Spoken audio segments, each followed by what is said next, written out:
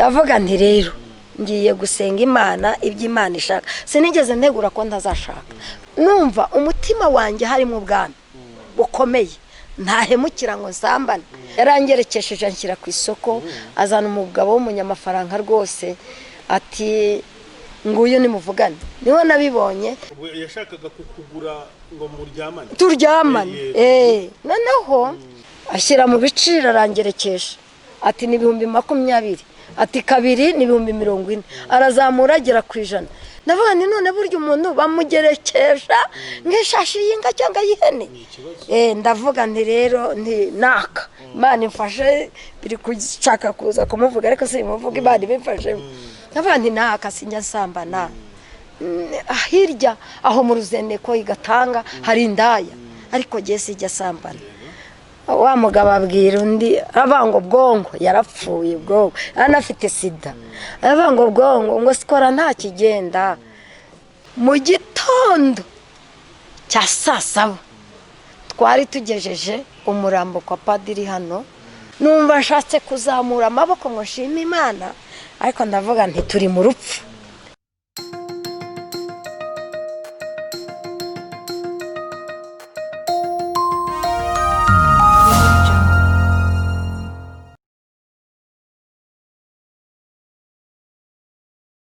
Chuti bakunzi ba Iyobokamana TV turabasuhuje mu izina rya Yesu Kristo ani kwa kundi mumenyere ko tuzana abantu batandukanye maze tukabasha kuganira mu ntego yo gukora ivuga butumwa kugira ngo imitima y'abantu ikomeze kugenda ihembuka abatari hana bihane abihaniye nabo bakomere abageragezwa bamenye yuko mu ijuru hari Imana itabara niyo mpamvu tuzana abantu batandukanye tugenda tuganira reka rero duhikaze uyu mutumirwa wacu ku Iyobokamana TV mwaramutse neza kandi muraho mwaramutse neza amakuru mama tashima Imana murakomeye umurimo w'Imana uragenda birakomeje ni byiza cyane muratangira mwibwira abantu badukurikiye kugira ngo bamenye ngo ninde tugiye gufatikanya iri vuga butumwa mazina yanjye nitwa Nyansabimana Scholastica vuka mu itorero rya Gashonga Iburengerazuba akarere ka Rusizi yego ariko maze imyaka 2 Kigali n'amezi 3 ubundi insengero zigifunguwe nasengeraga mu cyahafi kuri ADPR yego kabo umuvuga butumwa ndumuvuga butumwa yego yambukiranye imipaka yambukiranye imipaka n'imipaka urayambuka ukagenda kubera Yesu kubera Imana wow ni byiza cyane reka rero tuguha ikaze cyane hano ku Iyobokamana maze utugezeho ijambo ry'Imana ubutumwa uko Imana yabiguhaye byose imbaraga n'amavuta y'Imana bibane nawe ariko reka tubanze dusuhuza abantu bose badukurikiye mu ntara zitandukanye z'igihugu yaba ari mu burengerazuba aho uyu mutumishi aturuka ndetse no mu burasirazuba mu majyepfo n'amajyaruguru iburengerazuba ndetse na mu majyepfo n'amajyaruguru ndetse no mu mujyi wa Kigali no muri diaspora aho dufite abakunzi benshi mwese turabasuhuje cyane tuvuga ngo Imana ikomeze guhira imirimo y'amaboko yanyu reka rero uyu mukozi w'Imana mushyira imbere y'Imana kugira ngo akore ivuga butumwa nkuko nyine Imana yagushyize mu mutima we Mana mu izina rya Yesu Kristo turagushimiye kandi turaguhimbaje tugushimiye kuri Imana nziza uri Imana icyo abantu bawe baba bakeneye ukakibagenera data wera maze umurimo wawe ugakomeza kwaguka uyu mujakazi wawe agiye kuvuga ijambo ryawe ni umwana w'umuntu rwose nta nubwo yabona icyo yabwira abantu ariko reka kubera impando ubundi wivugire tumuhagaritse mu mbaraga z'amaraso yawe kugira ngo data wera ngaho bana nawe kandi ukomeze umwiteho mu izina rya data twese ry'umwana n'umwuka wera amen Mvuka mu itorero rya Gashonga umudugudu wa Beteli niho nakiriye Yesu mwakira mu bugingo bwanjye nk'umwami nakijijwe mu 1992 nuzura umwuka wera sinshaka kuvuga itangiriro ry'ibyo bintu ahari ni ingaruka nabyo nzabivuga Yesu rero abampamagara arambwira ngo nkuzaniye mu itorero ryanjye kugira ngo nkorere umurimo nkumva ari aho ngaho nzakorera umurimo umva nzajya nuzura umwuka wera ngahanurira abantu abanyamahanga yambwiraga nkajya ngo nabo basinzi bo mu kabari ariko muri 2008 biba ngombwa ko nambukiranye imipaka birakomeza kugera uyu munsi ndashima Yesu wambukiranyije imipaka ujya hehe nambukiranye imipaka wa mbere ni Gatuna njya Uganda Kampala mvuga ubutumwa ndagaruka. Abatanzania bashaka kunyiba ariko nibuka ko umuvugizi yambwiye tugomba kugenda ufite ibyangombwa n'igihugu kikamenya aho ugiye. Nuko ndabyubahiriza rero baransezera ndagaruka, barantumira nsubirayo, mvuye yangi Bujumbura ku Ndahango, ndakomeza za province Makamba, Gitega hose, Nyanza Rake ngerayo mvuga ubutumwa naho ndagaruka, ariko aho hose ngenda nsubirayo kubera kwaguka k'umurimo w'Imana. Nambuka Busia njya Kenya Nairobi, mvuga y'ubutumwa sirimwe, barongera barantumira murimo w'Imana. Imana igenda ishoboza impa imbaraga, mvuga ubutumwa kugera uyu munsi numva ndimbata y'Imana, kugera ubwo nzava mu mubiri numva nduzi igihugu cy'iwacu. Haleluya. Numva nkunze Imana rero mu bugingo bwanjye birakomeza. Ndashaka kuvuga ku kintu Imana iherutse kunkorera muri iyi minsi. Ndi umugore w'umupfakazi, nashyingiwe gushyingirwa kwera n'umuhungu ntibakizanya hoteli. Imana irambwira ngo ndamwejeje ndamucyuye kujyanye ku musozi witwa Upfakazi. Ndi umuhanuzi w'imbaraga, umva n'akarimurura Imana yakanyereka aho wafatiwe, yanyemerera kugushyiraho ikiganza ukabura kiza. Ariko uwo munsi sinigeze ngira ngo tse habe na abahanuzi baranyibasira bakavuga ati dore rero Sikora umugenera atashye, haje ibikomeye ku isi atazihanganira, kandi yarankoreye, ndamwejeje ndamucyuye, nawe ngujyanye ku musozi tw'Upfakazi. Ndibaza ngo niki kimwica. Imana imbwira amazina ati runaka na runaka bamutuye uburozi, mwapfe ko ari kubyara abahungu. Ndavango n'umusore arakomeye ntacyo azaba, undi arazagira atya ankubita urutoki mu mpanga sinzabyibagirwa. Aravanga ugiye ku musozi tw'Upfakazi, uzumva ibyo utigeze kumva, uzamenya ibyo utigeze kumenya. Umunsi wose turataha birihuta, reka nihutishe, turi ku ikoranabuhanga. Murwaza amezi 6 kwa muganga ati ni diabete, ariko mfite icyo Imana yambwiye. Undi muganga aca ku ruhande ati ibizamini negatifu, genda usenga Imana. Mu kwezi kwa mbere kuri 28 gitondo cya saa 10 9. Umaze imyaka yose? Yego. Umaze imyaka 21 hu. Yego mama. Yesu Kristo. Gukomera no kwa Yesu wanesheje. Napfakaye rero mfite imyaka 21. Fakarana mama munyabibazo wa jenoside, wiruka bikomeye biteye ubwoba. Mabuko afite imyaka 80 kuko bagize 100. Tangiye numwe ndetse. Rero mugabo arambwira ati ndatashye. Hano habaye ubukwe, avuga iby'ubukwe, avuga ibiryo by'amoko yose batetse, arabivuga arabirangiza, aravango kandi harimo n'icyayi cy'amata. Arangije aravango wirinde nturire kuko haje abantu benshi kugufasha umubabaro, hajemo n'abagushungera. Haleluya. Yesu nashimye. Numva ngewe agiye kubatizwa mu mwuka wera, sinamenya urwego agezeho. Mugabo rero arangije arambwira ati ndatashye, uri muto uzashake, nudashaka uzanderera abana Yesu azaguha umugisha. Mwari mumaze kubyarana kangahe mama? Twari dufite uruhinja rwa 3. Ku myaka 5 twari tumaranye, batumaze kubyara 3. Umugabo rero baragiye, wa musozi mbangugezeho. Narabyumvise simbivuga sibyo byanzindi. Numva rero nsigara mu nzivu ibyatsi, ariko mba kwivi. Mamagarisha imyaka 5 irangiye, Yesu akingura imiryango ndubaka. Ubu navuye Icyangugu nsize inzu y'amatafari ahiye, nsize inzu y'isima imbere n'inyuma, umuriro n'amazi mu rugo. Igihe cyari kigeze rero ngo nimuke Icyangugu nze mu mujyi wa Kigali. Cyo ngendereye rero gikuru ni iki shaka kuvugaho cya bugufi, urumva mfite ibintu byinshi. Yewe ni byinshi.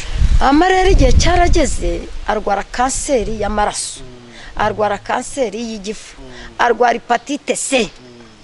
Ndasenga ndavuza, korona itangira ari indembe ikomeye bikaze.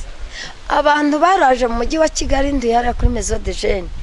Hari abayobozi baje ngo nk'umuntu ngubana n'aba bantu ubwo nyine narabasohoraga n'imvi gusa umusatsi wabo n'umweru baraza ndabyibuka umugabo umwe araza aravuga ngo nk'umuntu ubana n'aba bantu ngo muri uyu mujyi ninde ngo ameze gute ngo yitwaje iki ngo afite iki ndasohoka ndavuga ngo ni jyewe none se aba bantu kutabarekera mu cyaro ngo bapfe usubire ugiye kubashyingura ndavuga ngo sike Imana yashimye ngomba kubafasha ahubwo kabashajisha nkanabashyingura reka rero nyarutse ejo bundi mu kwezi kwa gatanu niho twari mu bitaro CHK dogiteri arareba ibisubizo arambwira ngo ikizamini cya kanseri y'amaraso gifite imibare miremire myinshi nta kintu twaba tukimufashije igisubizo cy'ikizamini cy'igifu kanseri yararangiye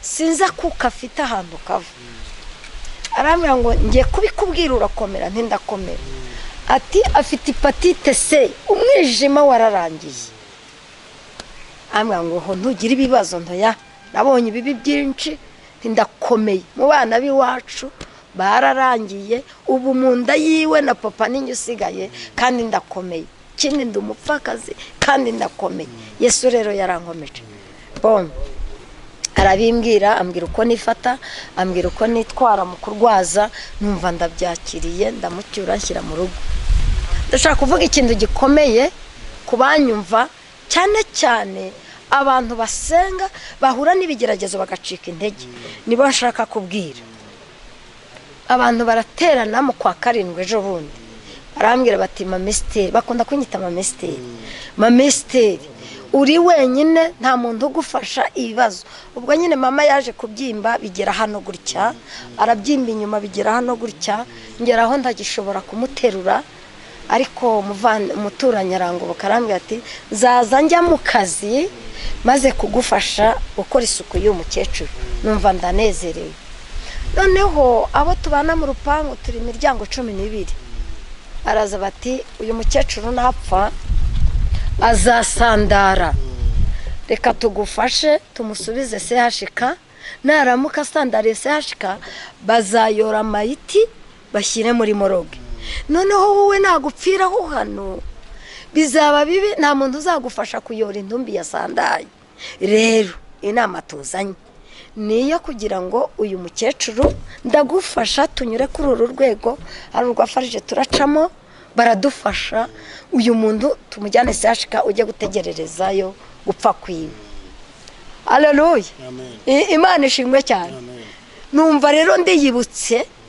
ndeba ijuru nuburira amaso yanjye kureba ijuru ndavuga ngo Uwiteka nagendanye nawe mu mujyi wa Bujumbura tugendana Makamba Nyanzarake Gitega tugendana Kenya na Nairobi za Kawangari turagendana Uganda Kampala nsubirayo turagendana muri iki gihugu cy'u Rwanda ntabwo yakora ikosa nuko nagize Imana ntiyakora ikosa ryo gucyura mama nirangiza ngo imunsandarizeho ndikindi mama azapfa nijoro ntago azapfa ku manywa ubwo hari amakuru bamaze kumbwira bati napfa intumbi za kumaraho amasaha make isandari rero apfire CHK bazinjiza muri moroge ariko wowe nagupfiraho nta muntu n'umwe uzakwegera numva ngize izindi imbaraga z'ijuru Imana impereza imbaraga Imana itanga imbaraga mu gihe gikomeye mu gihe udafite epfo no haruguru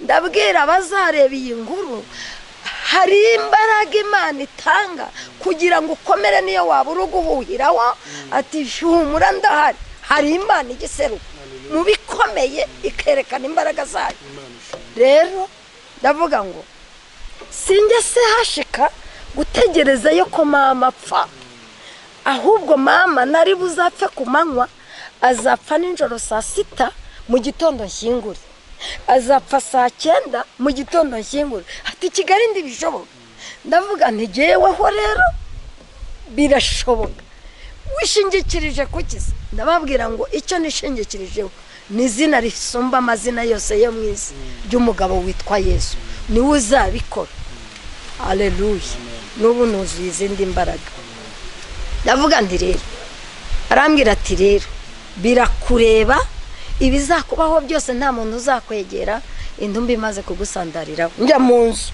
ndapfukama njya ku ivi nuburira amaso yanjye kuwiteka mbwira ijuru n'uwite uyu ntagira nyine umusengeneza we na se wabo ariko dufite ubwami bw'ijuru ngorera tujyamo ibi bibazo undinde gukorwa n'isoni Imana rero ndigikoze isoni kubibwira abantu batizera nibabyumva ariko izina rya Yesu ni imbaraga kubera b'Imana rero Imana ingirira neza imukira kuri 17 z'ukwa munani ejo bundi baratashye mpamagara abantu b'Imana abo twagiye dukorana umurimo muri uyu mujyi no mu ntara ndababwira nti mama birarangiye Imana yakoze ikintu gikomeye ndumva ko yitabye Imana saa 8:47 za ninjoro mu gitondo cya saa 7 twari tugejeje umurambo kwa padiri hano n'umunyagatulika nagumye mushyigikira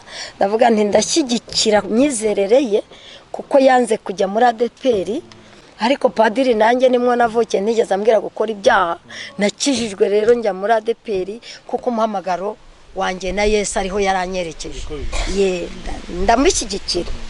ndamushyigikira rero tujyana umurambo kwa padiri hano mu cyahafi padiri amusomera misa abantu baraza narasohotse ngeze kuri portayi wanjye hariya kuri mezo mbari imodoka zaje byonyine mumfashe kureba uwo muntu ubundi mama ninciki kuko nanjye uriho mu bigaragara simfashe ariko ku Mana ndakomeye rata nuko ndavuga ni izi modoka 10 wari n'umunsi wakonje Imana ibitegura neza ibishyiramo neza abakozi bose irabahagarika itanga konje ku rwego rw'igihugu kugira ngo baze kunshyigikira rata haleluya Imana yacu ni nyembaraga umwana w'umuntu agira mudasobwa hari aho bijya biyoberana cyangwa bikisiba ariko Yesu ndibyisiba shengiye rero kuki yakoze uwo munsi ndazibara imodoka 10 ndavuga ngo izi modoka 10 zaje gushyingura Faraziya wicike ku rwego rw'igihugu numva nshatse kuzamura amaboko ngo nshime Imana ariko ndavuga nti turi mu rupfu ndikomeza ariko n'umuntu nyine yikomeza ngo rero ndakomera imva iraboneka ndashakuje ndagiye mu ngwate nta nizo ngira i Kigali ariko mfite Yesu wamenye amaraso igorogota ayamenera bazamwizera abakomeye n'aboroheje aravuga ati ndayamenye kugira ngo mubeho Mana ishimwe cyane naringize ngo hari icyo giye kumbwira noneho rero mbona isandugu amashuka mashyashya ikanzu y'umugeni ibyo kunywa byose nta kibazo mbona turamushyikije aho agomba gushyika icyo ni igitangaza Yesu yankoreye muri uyu mujyi wa Kigali mu murenge wa Kimisagara mu karere ka Nyarugenge Yesu nashimye yes mama reka none unse nusubira inyuma gatoya mubaze ngo imyaka 21 umaze uri umupfakazi ko uwapfakaye ukiri mutoya niki cyakubujije gushaka nkunda kumva abantu badafite abapfakazi bavuga ngo Yesu no umugabo w'abapfakazi kuvuga ati Yesu no kuvuga ati maze imyaka 21 Yesu ambereye umugabo numva nta wundi mugabo nshaka umuntu yabyibaza aho ngaho ashobora kuba harimo ubuhamya bukomeye byagenze gute kugira ngo umaze imyaka 21 warapfakaye ukiri mutoya utarigeze ushaka undi mugabo yo mugabo yarapfuye nuko nangaga kuvuga menshi kugira ngo twakire mugenzi wacu nta kibazo reka nsubize urugendo rwanjye maze gukizwa nagize ibihe byo kuzura umwuka wera n'imbaraga byinshi ngira igihe cy'uburyohe bwo kuryoherwa n'amata y'umwuka wera ngira igihe cyo kuba mu isi imeze nk'utayirimo nkaryama sindare mu isi Yesu akarara ntambagiza ubwami bw'ijuru noneho umugabo anapfuye Yesu ngira igihe cy'agahinda n'umubabaro no kwibuka ko yari umugabo w'umunyamahoro ndavuga nti rero ngiye gusenga Imana iby'Imana ishaka sinigeze ntegura ko ndazashaka dore ko ari mata yarambwiye ngo nubona umugabo uzashake nutamubona uzanderera abantu nta nzitizi rero nari mfite ahubwo ubushake bw'Imana busumba ibindi byose iriya misozi ya Kigali yawubirandura akabitaba ariko ubushake bw'Imana nta muntu ujya ubukuraho rero nabayeho gutyo umugabo amaze gupfa muri 99 kuri 28 z'ukwezi kwa mbere niho yitabye Imana. Numva umutima wanjye harimo ubwami bukomeye, ntahemukira ngo nsambane, ntahemukira ngo mvuga amagambo y'amanjwe, ntahemukira. Numva harimo ibuye ryitwa Gakiza ryegamyemo, ntaserura abantu baritware, nirinde ibyaha.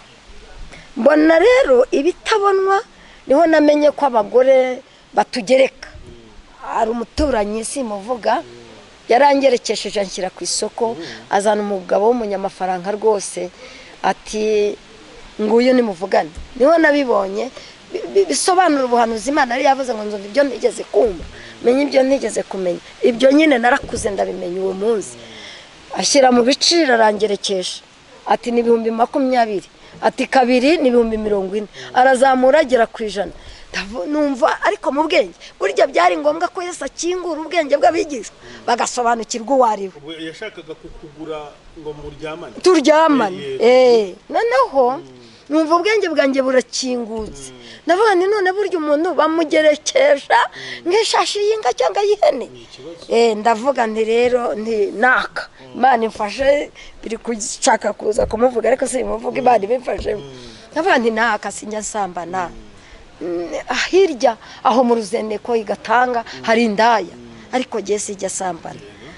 Wa mugabo abwira undi, avango bwongo yarapfuye, bwongo anafite sida, avango bwongo ngo sikora nta kigenda, nguma aho ngaho inzira va inshangukiraho, abagabo baba benshi, abasore baba benshi, ariko ryabuye ryitwa Gakiza ryegamira ubugingo bwanjye, riransi kamera randemera, kandi ndashima Yesu, harimo ibyiza nabonyemo. Amen. Rero nabayeho mbona abafiyanse ngeze na hano i Kigali ndi kuvuga ubutumwa. Hari umugabo wangenzeho ambwira ati nige Imana yavuze nigewe tuzabana, ntazi ko afite undi mugore kandi amufite, yashingiwe yarongoye byemewe n'amategeko. Rero abapfakazi bapfakari batoya, mukomere mwihangane, umwami Yesu azadusobanura. Wenda umuntu uri kureba kino kiganiro yakwibaza ngo kuba umugabo yaguhaye umurage ajya kwitaba Imana, ko nubona umugabo uzashaka nutamubona uzamurerera abana, none urenze nyine ugiriye imyaka cyangwa ubaye ushesha kanguhera utarashaka, nuko wabuze umugabo uri mu bushake bw'Imana, cyangwa nukubera nyine uwo muhamagaro w'Imana, cyangwa nukubera ko Imana ariko ikori yawe? Umuntu yabyibaza nabyo. Navuze ngo ubushake bw'Imana, mu Kirundi baravanga ubugombe bw'Imana. Jeweho navangwa n'ubushake bw'Imana, ntabwo ari uko napfuye ku mubiri, ariko ubu ngubu rwose nanavuga neza, rwose narapfuye ku mubiri, nta by'abagabo. Icyanjye no kwibonera ibiryo, nkabona kamaterano njyamaho, ubundi ngakinga ngasenga, endre ubuzima burakomeje kandi nguwe neza. Ni ukuri kose kw'abagenzi. Kandi rero nabonye abandambagiza, ndababona pe beza, bafite akazi, abadireteri b'ibigo, ndetse atenigewe kandi nanjye nkabibona birimo ibyo byuma. Ntabwo namwanze, umwe abandi barabyishe baranamukubita, ntabwo kwiye kurongora umupfakazi sha n'amakuru maremare. Reka nzagaruke. Reka nzagaruke. Yes, bakunze byo Komana TV, uyu mumama uko byasa kose murabona ko afite ikintu bita ubuhamya bukomeye. Ngo uwo mudiregiteri ntiwabyanze, ahubwo abandi barabyishe n'imiryango, barango baranamukubita bikomeye. Urarongora umupfakazi ntuduki, nawe yagira ubwoba bukazi abivamo. Hari n'abandi rero baje, nagira ngo mbyemere. Imana ati stope, ugomba kunkorera. Icyo gihe nibuka ko yari nyohereje mu Ruhengeri, irambwira ngo nta by'ubukwe bihari, irindira uwanjye navuze. Wangirenge ndabona ari Yesu kuko maze gusaza rata. Uracyategereje uwo yavuze? Ndegereje Yesu. Yesu se oya, ariko niyo ari Yesu wabikubwiraga ngo urindire uwo yavuze ugasaza. Amva mwana wacu nagusaza ndashaje. Ubwo rero wawe ni Yesu rero. Numva kandi umutima wanjye ntubyemeye ntubyakiriye, ahubwo numva nuzuye imbaraga zo kuba impanda nkuko yavuze, nkavuga iby'Imana yantumye. Nari mu gihe cyo kuvuga iby'Imana yantumye, ndahaguruka ndagenda. Nahuye na benshi bambwira ko tugomba kubana tukubaka n'ingo, ariko Uwiteka mbona arabibangamiye. kandi mwana wacu binguye neza. none se mama umuntu yakwibaza ati niba waravuye uhawe isezerano ry'uko wawe azaza ubu tuvuge yuko isezerano wamaze kuvuga yuko ritazasohora cyangwa uracyategereje umuntu yabyibaza icyo wakwibaza ndi umukristo kandi ndakomeje Imana yavuganye nanjye ibasha ibitabasha nubwo shaje ubwo ari yibigejeje aho ikamuzana nejo ni mugoroba nahita mbyiyumvamo ahari reka mvuge ko nahita mbyiyumvamo kuko na Sara nawe baramubwiye ati hano mubyaye umuhungu araseka nuko yabonaga bimurenze njye sindagera hasara ubwo rero ibyo si byo nashaka kuvuga nuko bimbajije cyane ariko ndi umurimo w'amaboko y'Imana icyerekezo nshaka nuko yesaba muri iki kuyu mugoroba w'isi ndarari ry'abagabo mfite umubiri wanjye ni muzima ukontorewe neza n'amaraso ya Yesu ahubwo numva nshaka kugenda neza Yesu akagendera muri nge nanjye nkagendera muri we ikirenze byose n'ubwami bw'ijuru ubwami bw'ijuru yes wavuze ngo ubuhamya buke yuri bunosheho ngurabuza kubusasira ijambo ry'Imana ngaho rero tubwiye akantu k'ijambo ry'Imana wateguye turi buze kugaruka tugana ku musozo kaze cyane reka turebe ijambo ry'Imana ubutumwa bwiza bwa Matayo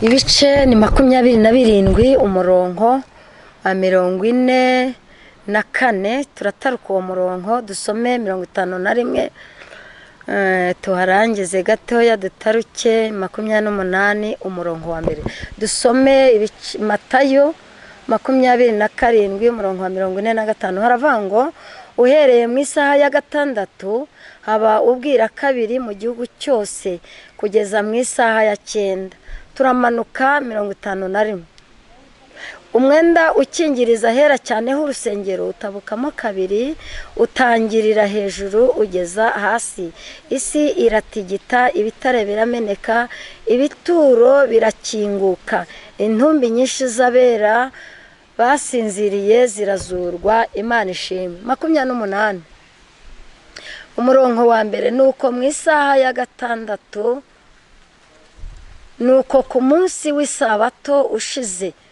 ku wa mbere w'iminsi 7 umuseke wenda gutambika Mariya Magadalena Mariya wundi bajya kureba cya gitare habaho igishyitsi kishi kuko marayika w'umwami Imana yaramanutse avuye mu ijuru abirindura igitare akicaraho Imana ishimwe ndashaka kuvuga ijambo ry'Imana umwanya mutoya tugakomeza rero Yesu yazanywe mu isi na misiyo nziza kugira ngo acungure umwana w'umuntu kuko nta kirengera yari ihari yo gucungura umwana w'umuntu arangije agera ahantu bita igorogota ku musaraba aremera amaraso ye arameneka kugira ngo ayange n'ay'imbaga nyamwinshi Afurika yose uburayi Amerika ducungurirwa bazamwizera muri ayo maraso Yesu ageze igorogota ku musaraba isi icura umwijima habubwira kabiri ndashaka kuvuga ijambo ritoya kandi rinini mu bantu bari bahagaze bateraga Yesu amacumu amujomba icumu mu rubavu urusheshe rw'amaraso ruturumbukamo ijisho rye ryari ryarapfuye arangije ngo umutonyi w'amaraso ugwa mu jisho ngo maze ijisho ryiwe rihita rihumuka ubuhamya bwo guhamya Yesu aratangira buvugiraho aravuga ngo yemwe ngo muzi ko ari umwana w'Imana koko ngo ikimenyetso ijisho ryanjye ndiryabonaga ngo none dore ndareba neza ngo ndabona nk'abandi ngo meze neza ngo nimumureke ariko Yesu yarageze igihe cyo kurwanya Satani no kumutsinsura noneho isi icuza umwijima habaho ubwira kabiri urumuri rw'izuba rurazima imbaraga z'Imana isi ihinda umushyitsi habaho umutingito ukomeye yuko isi yakiriye amaraso haleluya y'umwami Yesu Kristo abantu bose barabireba batangiriraho guhamya inkuru ya Yesu bati ni umwana w'Imana nimurebe ibibaye ndagera ahangaha rero ku wa mbere w'iminsi 7 ngo umuseke wenda gutambika hari abagore Mariya Magadalena na Mariya wundi bari barakurikiye Yesu bamukurikirana imirimo ikomeye shingiye ko ngewe yandengeye shingiye ko yandinze shingiye ko yangijije kanseri y'ibere batambaze shingiye ko Yesu yangije hypertension ikubita hasi ngakira nkaba muzima dogiteri imibiri zavuze ngo sinshobora gukira ngo ndebe umuntu ndagura urugo rwanye shingiye ku mirimo ifatika y'Imana.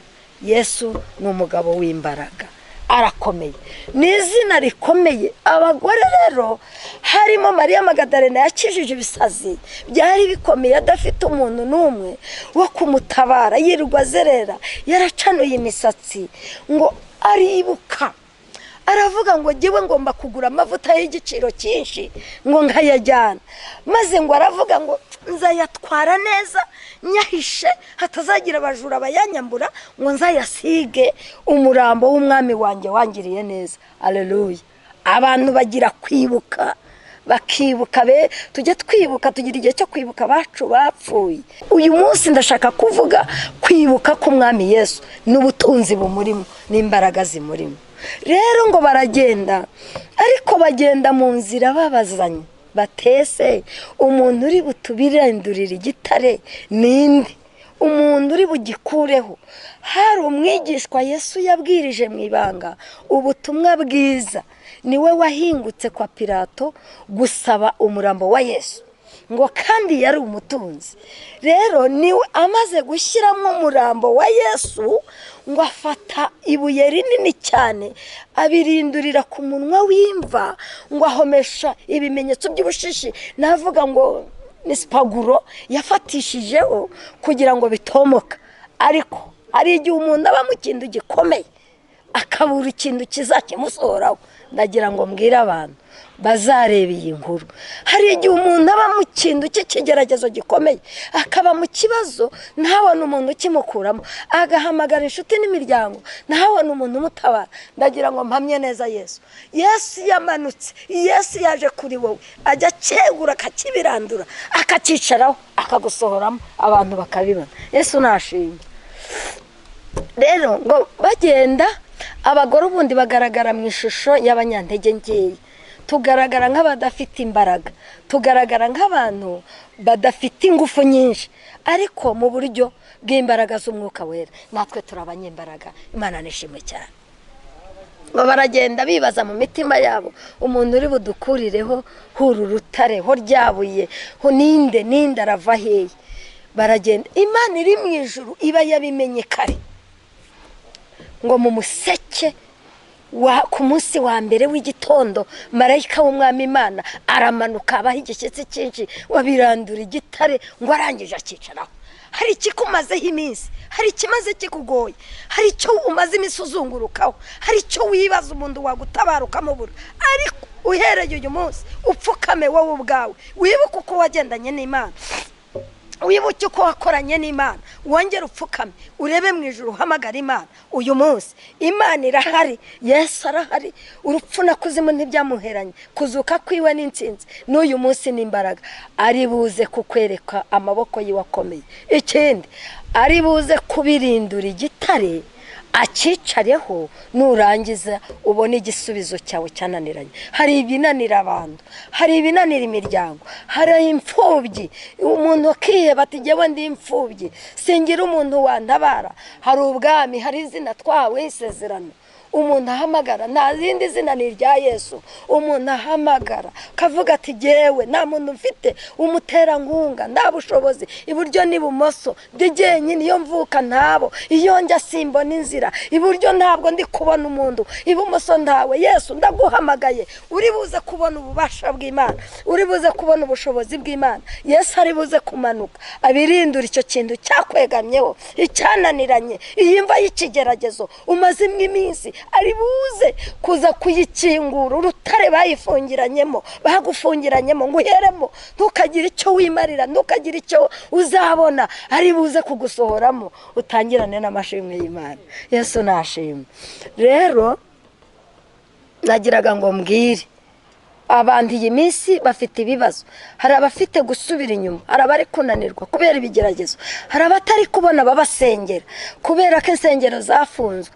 Ariko ndagira ngo nkubwire, umwami Yesu ari kumwe nawe. Insengero zifunze, ubwami bw'Imana ntibufunze. Ubundi ariya mazu ntazajya mu ijuru, uzajya mu ijuru n'ubugingo bwanjye n'ubwawe. Reba Yesu, umwizere, nurangiza ukurikira inzira yiwe yose, ureke ibyaha, ureke gusinda, ureke gusebanya, ureke kurwana, ureke kwiba, ureke kunywa ibiyobyabwenge, ureke gusambana, ukurikira inzira yo kwera, uraza kubona ubwiza bw'Imana. Ndagira ngo nkubwire, wemerere Yesu atahe mu bugingo bwawe. Yarantabaye ejo bundi anshyingurira mama, ntagira musaza wanjye, ntagira mukuru wanjye, ntagira murumuna wanjye, apfuye saa 8 z'ijoro na 47 kuri 17 z'ukwa munani. Araza aranshyigikira, arandabara. Abandi ngo ngira imiryango i Burayi, abandi ngo ngira imiryango ikomeye. Umuryango mfite ni umwami Yesu wangendeye Golgotha. Naje kukubwira ngo abazareba n'abazayireba, uwemere kwizera Yesu nk'umukiza n'umwami, uri buze kubona igitondo cyiza kandi amakuba kugose ameze nk'inyanja. Umwami Yesu arayabashije kuko n'inyanja ziramwumvira. Shimye Imana kuko impaye iki gitondo, namwe twavuganye mukamba kaze, mukamba karibu uyu mwanya wacu. Yesu abaha umugisha, n'abazareba iyi nkuru n'ab'Imana izabaha umugisha, n'abazakurikirana kubyumva. Icyo nshaka kuvuga nuko wowe uri mu makuba, wowe unaniwe, wowe ucitse intege, wowe usubiye inyuma, ongera uhindukire, ugarurire Yesu kwizera mu mutima wawe. Imana iri kumwe nawe, irakugirira neza, iragutabara. Urabona ukuboko gukomeye gusumba amaboko yose yo mu isi kuze kukurengera mu izina rya Yesu, amen. Yes, mama, reka tugushimire cyane rero, tuvuga ngo Imana iguhereze umugisha cyane kuba wemeye kuduha umwanya ukatuganiriza, ukatubwira ijambo ry'Imana. Imana iguha umugisha cyane. Ariko turimo tugana ku musozo, hari umuntu washaka kukuvugisha mu buryo butandukanye, watanga nimero za telefone ukoresha kugira ngo uwashaka kukuvugisha abe yakubona. Nomero zanjye za telefone za MTN, reka barizo mbaha, ni za Tigo ariko ndazigira. Za Tigo ni 07 22 51 44 87. Iza MTN sinzifite mu mutwe, reka nzirebe. Ni 08 07 8 0 49 23 04. Reka tugushimire, Imana iguha umugisha. Nakoze cyane.